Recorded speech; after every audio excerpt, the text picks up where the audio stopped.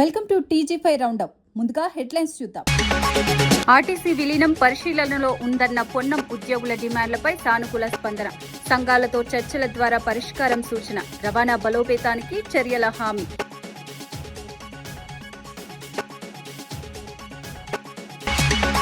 మునిగిపోయిన నావా బీఆర్ఎస్ అంటూ బండి ఎద్దేవా. అవినీతి వల్లే ఈ స్థితి అన్న విమర్శ. ప్రజల విశ్వాసం కోల్పోయిందన్న వ్యాఖ్య. బీజేపీ ప్రత్యామ్నాయంగా ఎదుగుతోందన్న ధీమా.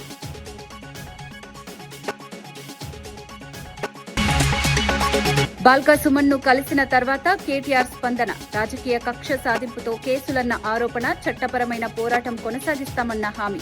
పార్టీ శ్రేణులకు ధైర్యంగా ఉండాలని పిలుపు. మూసీ సుందరీకరణకు 83 ఎకరాల నోటిఫికేషన్. మార్కెట్ రేటుకు నష్టపరిహారం చెల్లింపు. ప్రజాభిప్రాయం తర్వాతే భూసేకరణ ప్రక్రియ. నగర అభివృద్ధికి మేలు జరుగుతుందన్న అధికారులు.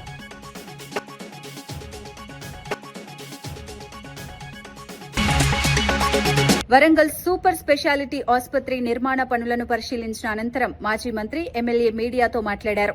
పనులు నాణ్యతతో వేగంగా పూర్తి కావాలని అధికారులను సూచించారు. ప్రజలకు అత్యాధునిక వైద్య సేవలు అందించడమే లక్ష్యమన్నారు. ప్రభుత్వం ప్రాజెక్టు విషయంలో ఆలస్యం చేయకూడదని తెలిపారు.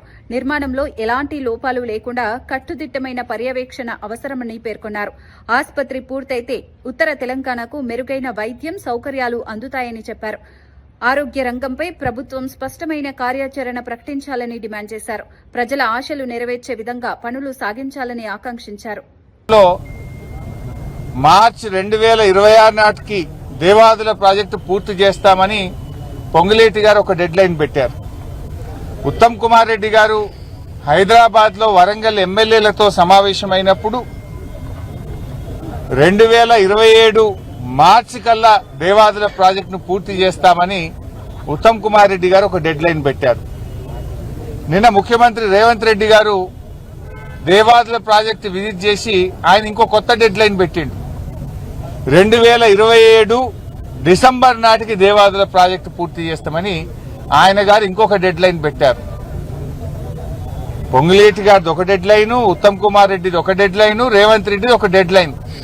డెడ్ లైన్లు మారుతున్నాయి, డేట్లు మారుతున్నాయి తప్ప ప్రాజెక్టులో అంగుళం కూడా ఇవాళ పని జరుగుతున్నటువంటి పరిస్థితి లేదు. రేవంత్ రెడ్డి గారు కథ ఎట్లున్నదంటే ఆడలేక ఓడ మధ్యలు అన్నట్టు పనిచేయడం చేతగాక మీరు ల్యాండ్ ఎక్విజిషన్ కు నిధులు విడుదల చేయక ఇంకా బీఆర్ఎస్ పార్టీ మీద పడేడుస్తా ఉన్నారు. ఎన్ని రోజులు ఏడుస్తారు? 2.5 సంవత్సరాలైంది మీరు అధికారంలోకి వచ్చి. 2.5 సంవత్సరాల్లో 2.5 ఎకరాలకు కూడా దేవాదుల్లో మీరు నీళ్లు ఇవ్వలేదు. ఉన్న మోటార్లు కూడా నడిపే చేతనైతలేదు మీకు. బీఆర్ఎస్ ప్రభుత్వం నిర్మించి ఇచ్చిన మోటార్లు కూడా నడపడం చేతగాక జిల్లాలో పంటలు ఎండిపోతున్నటువంటి పరిస్థితి మనం చూస్తా ఉన్నాం. ఇలా ముఖ్యమంత్రి పెద్ద పెద్ద మాటలు మాట్లాడుతున్నాడు. గోదావరి మీద మాట్లాడదామంటుండు. గోదావరి మీద మీరు చేసిందేమున్నది? 2.5 ఏళ్లలో ఓ బ్యారేజ్ కట్టివా, ఓ చెక్ డ్యామ్ కట్టివా, ఓ లిఫ్ట్ పెడితివా, 1 ఎకరానికి నీళ్లు ఇస్తివా? బీఆర్ఎస్ పార్టీ 8 బ్యారేజీలు కట్టింది గోదావరి మీద. బీఆర్ఎస్ పార్టీ 312 కిలోమీటర్లు గోదావరిని సజీవంగా నిలిపింది. నిండు కుండలాగా 312 కిలోమీటర్లు గోదావరిని నిలిపి చూపింది బీఆర్ఎస్ పార్టీ. ముఖ్యమంత్రి గారు మాట్లాడదాం అసెంబ్లీలో అంటుండు. ఎస్, మేము రెడీ, నీ సవాల్కు మేము యాక్సెప్ట్ చేస్తా ఉన్నాం. కెమెరా దిప్పొద్దు, మైక్ కట్ చేయొద్దు.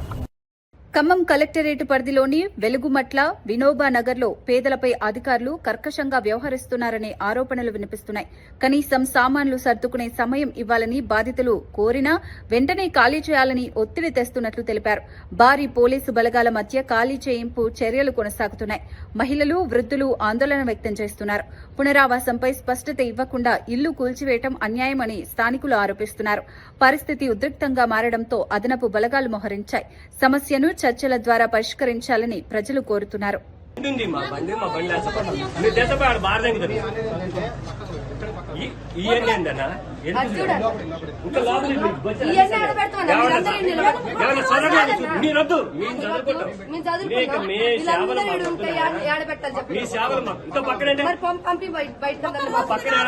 కిటికీలు కూడా పీక్కోవద్దన్న ఇంటిల్లు బాగా పట్టుకుంటే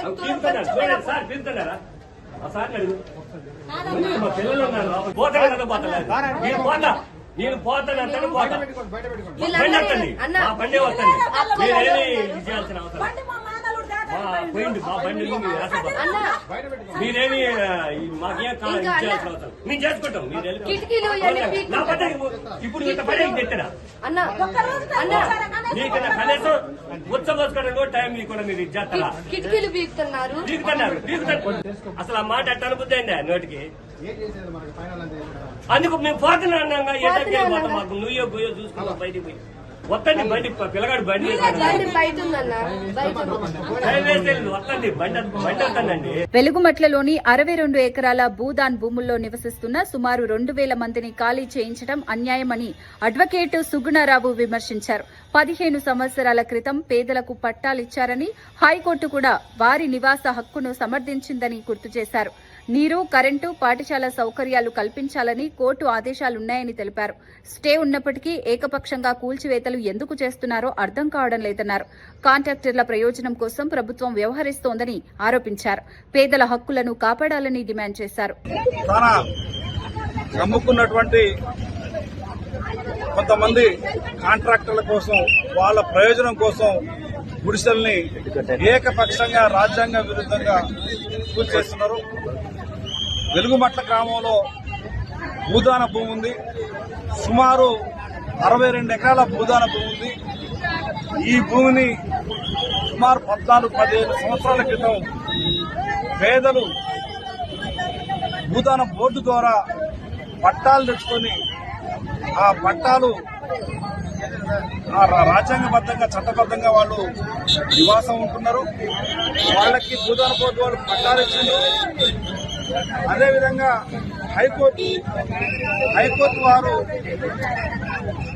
పట్టాలు ఇచ్చారు. భూదాన బోర్డు వాళ్ళు వాళ్ళకి అనేక మంది వాళ్ళ నివాసం ఉండడానికి హక్కు ఉందని చెప్పి పట్టాలు కూడా ఇవ్వడం జరిగింది.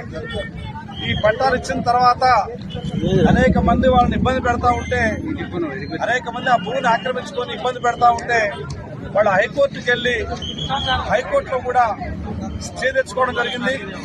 హైకోర్టు వారు కూడా గౌరవ తెలంగాణ హైకోర్టు వారు కూడా అక్కడ పేదలు ఉండవచ్చు, వాళ్ళని ఇబ్బంది పెట్టొద్దు, వాళ్ళు ఉండాలని చెప్పేసి హైకోర్టు వారు చేయించారు, ఆదేశాలు ఇచ్చారు.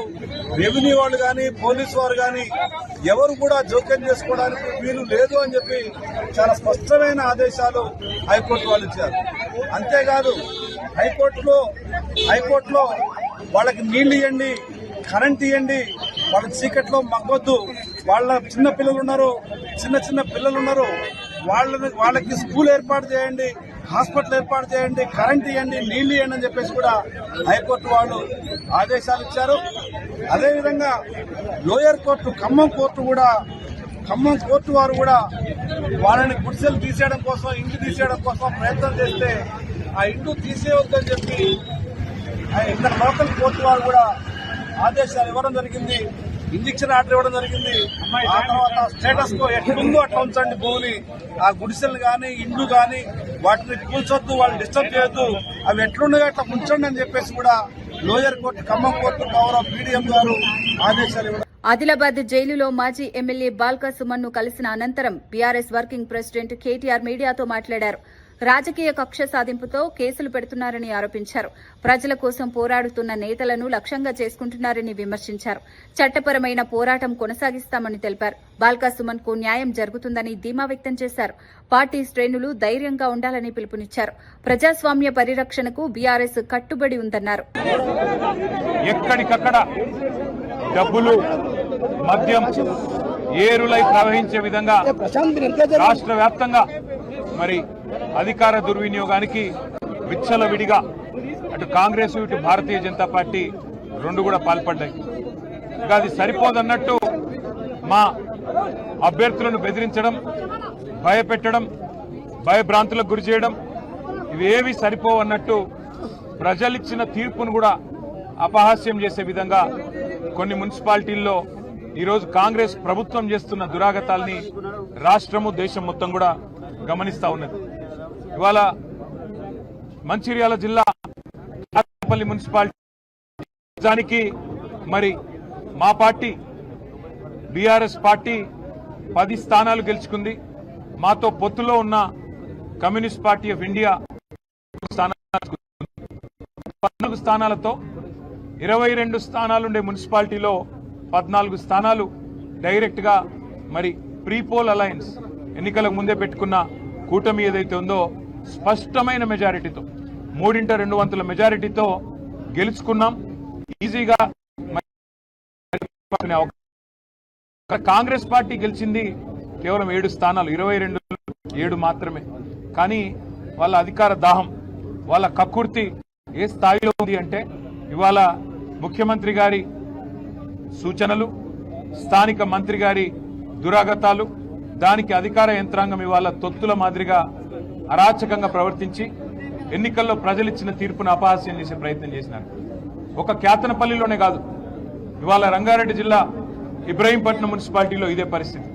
స్పష్టమైన మెజారిటీ బీఆర్ఎస్ కుంటే ఆ మెజారిటీని తుంగలో దొక్కే ప్రయత్నం. ఈ రకంగా ఇన్ని దురాగతాలు, దుర్మార్గాలు, కిడ్నాప్లు, ఎన్నో రకాల బెదిరింపులు, ప్రలోభాలు ఇవన్నిటికీ గురి చేసిన వెరవకుండా మా 14 మంది కౌన్సిలర్లు మూసీ సుందరీకరణలో భాగంగా కిస్మత్పుర, దర్గా ప్రాంతాల్లో 83 ఎకరాల భూసేకరణకు నోటిఫికేషన్ జారీ చేసినట్లు ఆర్డీఓ వెంకటరెడ్డి తెలిపారు. బఫర్ జోన్లో ఉన్న మధు పార్క్ అపార్ట్మెంట్ సహా ఇతర నిర్మాణాలను మార్కెట్ రేటు ప్రకారం నష్టపరిహారం చెల్లిస్తామని చెప్పారు. ప్రజాభిప్రాయం సేకరించిన తర్వాతే ప్రక్రియ కొనసాగుతుందని స్పష్టం చేశారు. పారదర్శకంగా భూసేకరణ చేపడతామని హామీ ఇచ్చారు. ప్రాజెక్టు వల్ల నగర అభివృద్ధికి మేలు జరుగుతుందని అధికారులు పేర్కొన్నారు. కిస్మత్పూర్ విలేజ్ అండ్ దర్గా ఖలీజ్ఖాన్ గ్రామాలలో భూసేకరణ చేయడానికి ప్రాథమిక నోటిఫికేషన్ ఇవ్వడం జరిగింది. దాంట్లో దర్గా ఖలీజ్ఖాన్లో 24 ఎకరాల 38 గుంటలు, కిస్మత్పూర్లో 19 ఎకరాల 10 గుంటలకు సంబంధించి మనం ప్రాథమిక నోటిఫికేషన్ ఇవ్వడం జరిగింది. అయితే ఈ 2 గ్రామాలకు సంబంధించి ఏదైతే మనకి రిక్రియేషన్ ఎంఆర్డీసీఎల్ నుంచి రావడం జరిగిందో దానికి సంబంధించి చూసినప్పుడు ఈ 2 గ్రామాలలో నోటిఫై చేసిన ఏరియా అంతా కూడా బండు కింద 500 మీటర్స్ లోపల ఉన్న ఏరియాకి సంబంధించిన ప్లేస్ అది. So as per existing rules ప్రకారము బండి కింద 500 మీటర్ల లోపు కన్స్ట్రక్షన్స్ ప్రొహిబిటెడ్ ఏరియా అది. భవిష్యత్తులో కానీ ఇప్పుడున్న రూల్స్ ప్రకారం కానీ అక్కడ ఎలాంటి నిర్మాణాలు చేయడానికి అవకాశం లేదు. సో ఇటువంటి భూమిని భూసేకరణ చేసి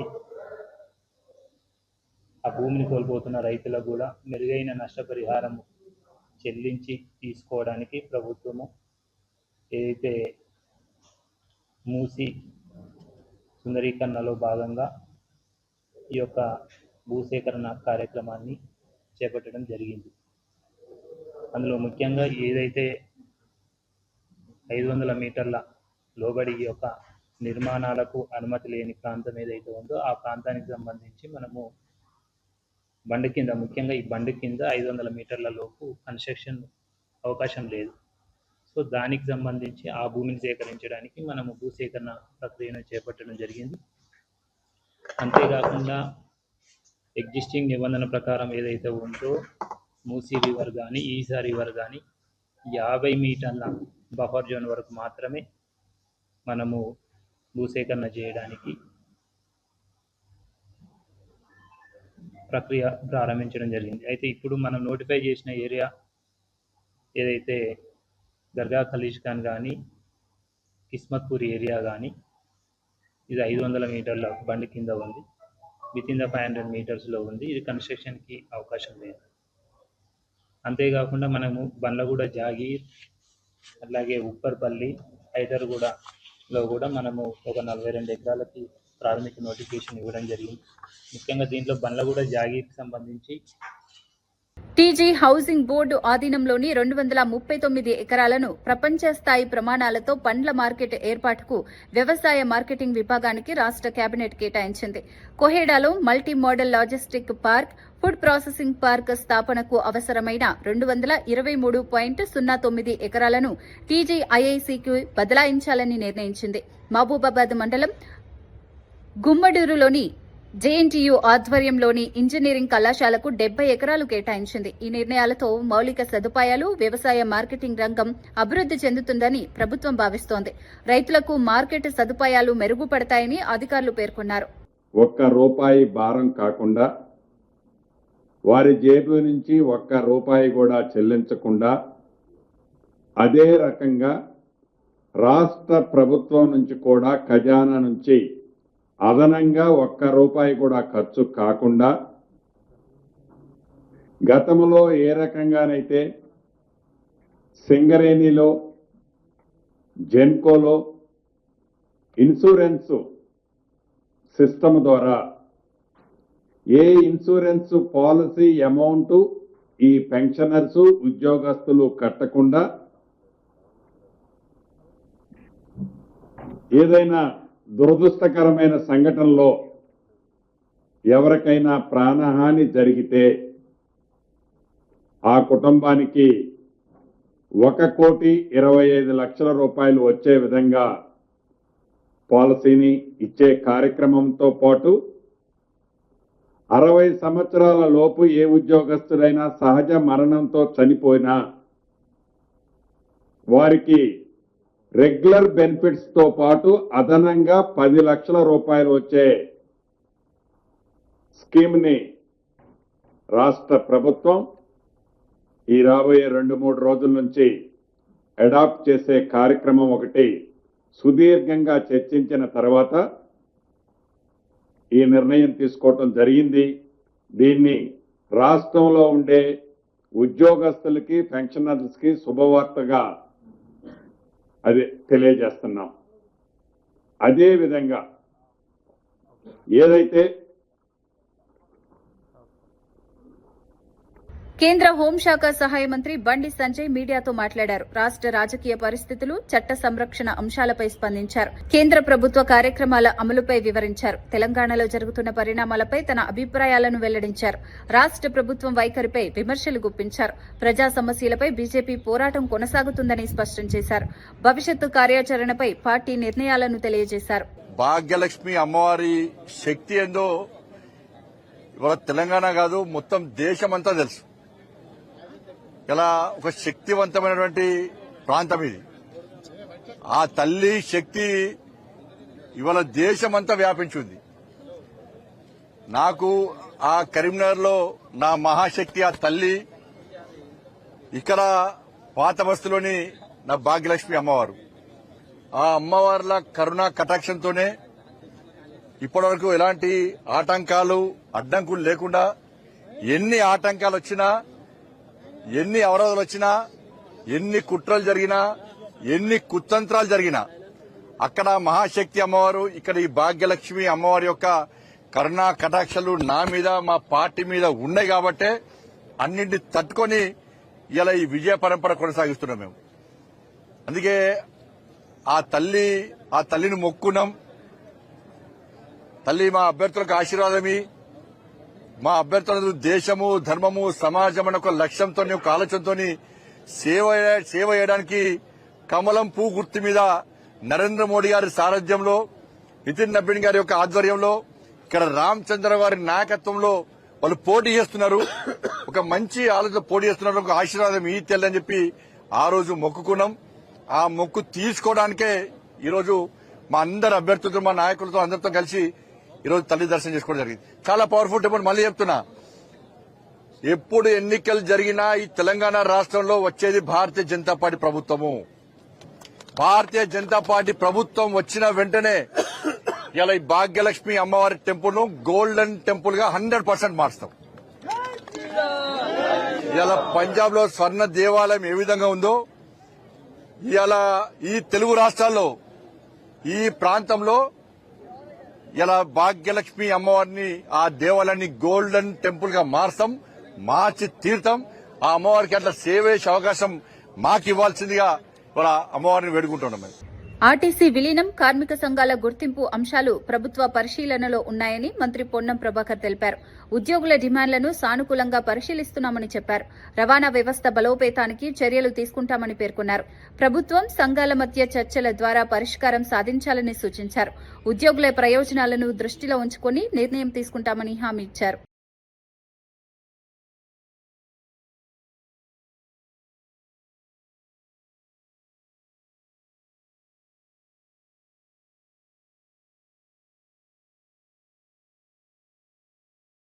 రాష్ట్రంలో బీఆర్ఎస్ పార్టీ మునిగిపోతున్న నావ కాదని, మునిగిపోయిన నావ అని కేంద్ర మంత్రి బండి సంజయ్ ఎద్దేవా చేశారు. ప్రజల విశ్వాసం కోల్పోయిన పార్టీగా బీఆర్ఎస్ మారిందన్నారు. అవినీతి, కుటుంబ పాలన కారణంగా పార్టీ ఈ స్థితికి చేరిందని విమర్శించారు. బీజేపీ ప్రత్యామ్నాయంగా ఎదుగుతోందని తెలిపారు. వచ్చే ఎన్నికల్లో ప్రజల తీర్పు స్పష్టంగా ఉంటుందని అన్నారు. 20-25 మంది ఎమ్మెల్యేలు ఆల్రెడీ ఫోన్ ద్వారా మాట్లాడుకున్నారు. నిన్న 8 మంది ఎమ్మెల్యేలు ప్లేస్లో కూర్చొని కర్ణాటక తరహాలో తెలంగాణలో కూడా మాకు మా ఎమ్మెల్యేలకు కష్టపడి గెలిచాం, మాకు మంత్రి పదవి ఇయ్యారా, ఉన్న మంత్రుల మీద అవినీతి ఆరోపణలు వస్తున్నాయి, ఉన్న మంత్రులందరూ వాళ్ళు కమిషన్ల పేరుతోని, కలెక్షన్ల పేరుతోని ఇవాళ వాళ్ళ పంపం కలుపుతుంది తప్ప వాళ్ళు ఎవరికి ఉపయోగపడతలేరు. ఈ మంత్రుల అవినీతి ఆరోపణతోని కాంగ్రెస్ పార్టీ ప్రభుత్వం మొత్తం భ్రష్టుపడిపోతున్నది. కాబట్టి మాకు అవకాశం ఇవ్వని చెప్పి తెలంగాణ రాష్ట్రంలోని కాంగ్రెస్ పార్టీ ఎమ్మెల్యేలు కూడా ఇవాళ లేఖలు రాసి రోడ్డు ఎక్కే పరిస్థితి వచ్చిన విషయం వాస్తవం. జగిత్యాల జిల్లా నూకపల్లిలో విషాదం చోచేసుకుంది. అప్పు ఇచ్చిన వారి వేధింపులు తాళలేక ఓ మహిళ ఆత్మహత్య చేసుకుంది. కుటుంబ సభ్యులు తీవ్ర ఆవేదన వ్యక్తం చేస్తున్నారు. వేధింపులపై పోలీసులు కేసు నమోదు చేసి దర్యాప్తు ప్రారంభించారు. బాధ్యులపై కఠిన చర్యలు తీసుకోవాలని స్థానికులు డిమాండ్ చేస్తున్నారు. ఆర్థిక ఒత్తిడితో కుటుంబాలు తీవ్ర ఇబ్బందులు ఎదుర్కొంటున్నాయని సంఘటన మళ్లీ గుర్తు చేస్తుంది. విజయవాడలో కంకిపాడు ఈ చిన్న సిటీ అక్కడ అయితే ₹1,00,000 లోన్ తీసుకున్న వాట నిజమే. 70,000 60,000 సంథింగ్ ఎంతవరకు మేము కట్టేసినాం. మేము ఫోన్ పే అట్లా ద్వారా ఇవ్వలేదు. వాళ్ళ ఇంటికి వెళ్ళి డాడీ కొన్నిసార్లు ఇచ్చిండు, మా అమ్మ కొన్నిసార్లు ఇచ్చింది. వాళ్ళ ఇంటి దగ్గరే మా షాప్ ఉంటుండే. మేము డబ్బులు వాళ్ళకి సగానికి సగం కట్టినా కానీ ఆమె మేము ఇక్కడికి వచ్చేసిన తర్వాత కొన్ని సమస్యల వల్ల మేము వడ్డీ డబ్బులు ఇవ్వడం జరగలేదు. అయితే మేము డబ్బులు ఇవ్వకపోతే పొద్దున్న మా ఇంటికి వచ్చిండు. మా అమ్మ లోపలికి రమ్మని చెప్పింది. లోపలికి రమ్మని చెప్తే మేము లోపలికి రాము, ఏం అవసరం లేదు, లోపలికి రావాల్సిన అవసరం. డబ్బులు ఇచ్చింది కదా శిరీష, ఆమె వచ్చింది. మా అమ్మ వెనక మళ్ళీ నూకపల్లి నుంచి ఇక్కడికి వచ్చింది ఆమె. మరోసారి హెడ్లైన్స్ చూద్దాం. ఆర్టీసీ విలీనం పరిశీలనలో ఉందన్న పొన్నం ఉద్యోగుల డిమాండ్లపై సానుకూల స్పందన. సంఘాలతో చర్చల ద్వారా పరిష్కారం సూచన. రవాణా బలోపేతానికి చర్యల హామీ.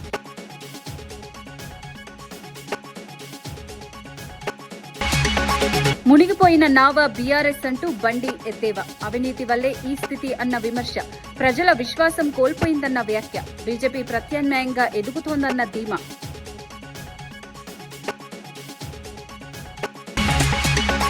బాల్కా సుమన్ ను కలిసిన తర్వాత కేటీఆర్ స్పందన. రాజకీయ కక్ష సాధింపుతో కేసులన్న ఆరోపణ. చట్టపరమైన పోరాటం కొనసాగిస్తామన్న హామీ. పార్టీ శ్రేణులకు ధైర్యంగా ఉండాలని పిలుపు. మూసీ సుందరీకరణకు 83 ఎకరాల నోటిఫికేషన్. మార్కెట్ రేటుకు నష్టపరిహారం చెల్లింపు. ప్రజాభిప్రాయం తర్వాతే భూసేకరణ ప్రక్రియ. నగర అభివృద్ధికి మేలు జరుగుతుందన్న అధికారులు.